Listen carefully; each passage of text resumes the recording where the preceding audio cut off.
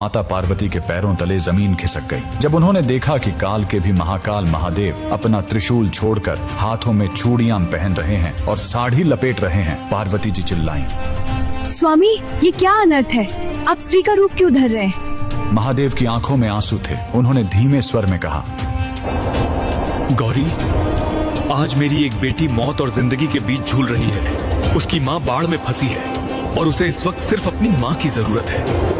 जी हाँ, महादेव एक औरत बनकर एक गर्भवती महिला की डिलीवरी कराने पहुंचे थे। आखिर वो भक्त कौन थी जिसने महादेव को दाई बनने पर मजबूर कर दिया? यह कहानी है दक्षिण भारत की रत्नावती नाम की एक परम शिव भक्त की। वह गर्भवती थी, समय निकट था। उसने अपनी माँ को बुलवाया था, लेकिन तभी कावेरी नदी में भयानक बाढ़ आ गई। उसकी माँ नदी के उस पार फंस गई। इधर रत्नावती को प्रसव पीड़ा शुरू हो गई। आधी रात बिजली की कड़क, चारों तरफ सन्नाटा, घर में कोई नहीं। वो दर्द से तड़प रही थी और बस एक ही नाम पुकार रही थी, हे महादेव, हे मेरी माँ, मेरी रक्षा करो। कैलाश पर महादेव का आसन डोल गया। माँ पहुँच नहीं सकती थी, इसलिए महादेव ने स्वयं उसकी माँ का रूप धरा। अचानक रत्नावती के घर का दरवाजा धीरे से खुला। सामने उसकी माँ खड़ी थी। उस माँ ने रत्नावती का सिर अपनी गोद में रखा, उसे सहारा दिया, एक कुशल दाई की तरह उसके बच्चे का जन्म करवाया। पूरी रात महादेव एक औरत बनकर अपनी बेटी की सेवा करते रहे। उसे खाना खिलाया, लोरी गाकर सुलाया। सो जा मेरे लाल